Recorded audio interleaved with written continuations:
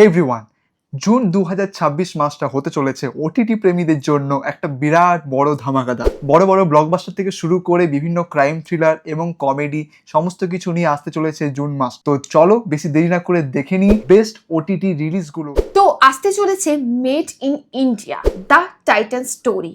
ভারতের বড় ব্র্যান্ড টাইটানের জন্মকাহিনী নিয়ে তৈরি এই বায়োগ্রাফিক্যাল সিরিজে দেখা যাবে JRD টাটা অ্যান্ড এক্সরেস দেসাই এর অসাধারণ যাত্রা।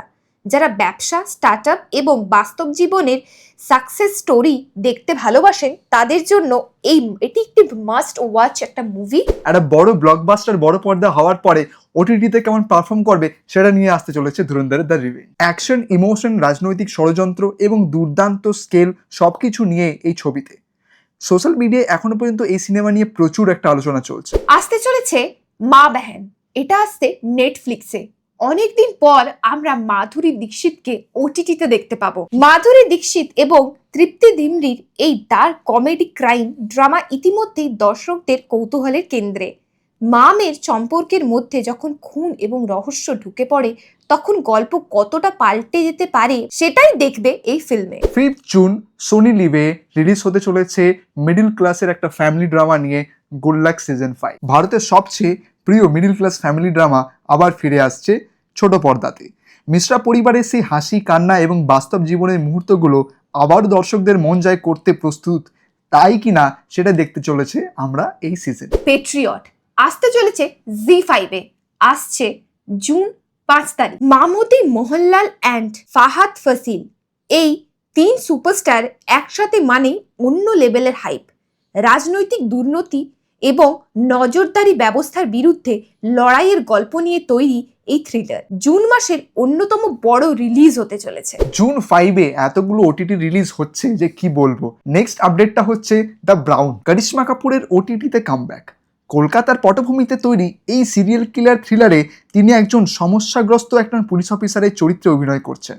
ট্রেলার দেখেই বোঝা যাচ্ছে একটা ডার্ক এবং ইন্টেন্স ভাইব কিন্তু রয়েছেই। কমেডি বললেই আমাদের যার কথা মনে পড়ে অক্ষয় কুমার।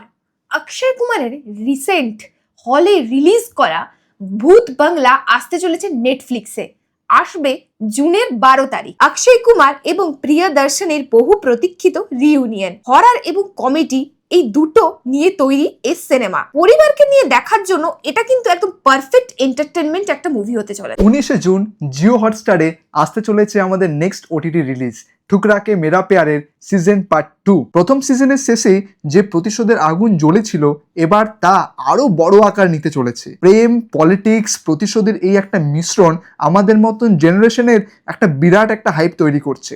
তো দেখা যাক এই মুভিটা মানে সিজনটা কেমন করতে চলেছে। নেটফ্লিক্সে আসতে চলেছে আর একটা ধমাকেদার মুভি, সেটা হলো রিতেশ দেশমুখের ব্লকবাস্টার রাজা শিবাজি। এটি আসছে জুন 26-এ। ছত্রপতি শিবাজি মহারাজের জীবনের উপর তৈরি এই বিশাল ঐতিহাসিক চলচ্চিত্র রয়েছে একটি বড় স্টার কাস্ট এবং একটি গ্র্যান্ড স্কেল নিয়ে। ইতিহাস প্রেমীদের জন্য এটি জুন মাসের একটি বড় আকর্ষণ হতে চলেছে। জিও হটস্টারে জুন মাসের 24 তারিখে আরেকটা বড় রিলিজ হতে চলেছে, সেটা হচ্ছে the Avatar fire and ash.